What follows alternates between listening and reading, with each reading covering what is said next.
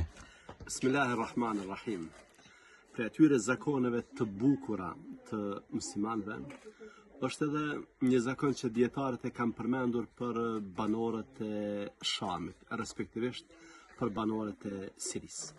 Ka qenë se thua është një lloj tradite që sa herë njerëzit kanë shkuar në haxh, janë dalur tek disa dyqane në treg dhe kanë lënë disa gjëra me vlerë, gjësende me vlerë, që t'i ruajnë në dyqane, pastaj kur të kthehen nga haxhi, t'i marrin dhe të kthehen në shtëpitë e tyre.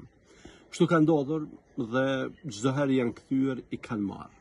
Një ditë është kthyer dikush nga haxhi dhe ka shkuar, ka hyrë në një dyqan.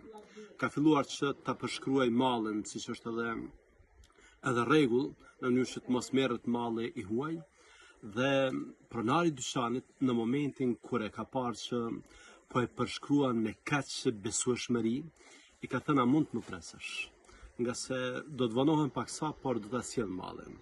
Ka dalë nga dyqani, ka shkuar diku dhe e ka sjell atë mall. Pastaj ky njeri, duke menduar se është malli i tij, e ka marrë atë mall dhe ka vazhduar rrugën, por në mes të rrugës ka has, ende pa dalë nga tregu, ka has në një dyqan që i është dukur shumë i njohur. Ka hyrë në të dhe ka qenë pikërisht dyqani ku ky e ka lënë mallin. Me të parë, pronari ka thënë, ja, ky është malli yt që e ke lënë para se të shkosh në haxh.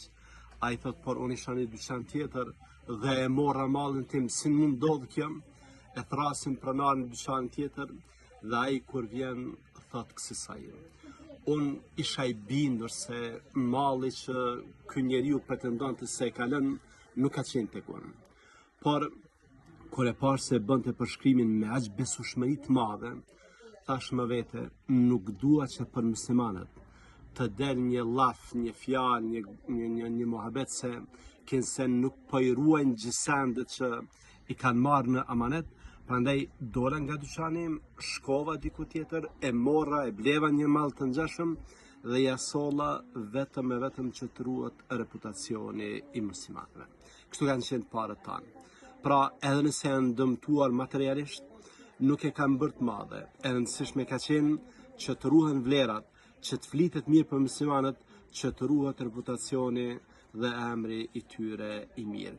Ne duke ruajtur emrin tonë të mirë, duke ruajtur emrin e fesë sonë, e vlerave tona, ne arrim që ta ruajmë njëri tjetrin dhe para botës së mbarë të dëshmojmë Islamin e vërtet, i cili është i atill që nuk mund të injorohet e lere më të refuzohet. Allahu na bëft prej besimtarëve të devotshëm, të cilët i mbrojnë vlerat, i mbrojnë virtytet, e mbrojnë moralin islam me tërë atë që kanë mundësi.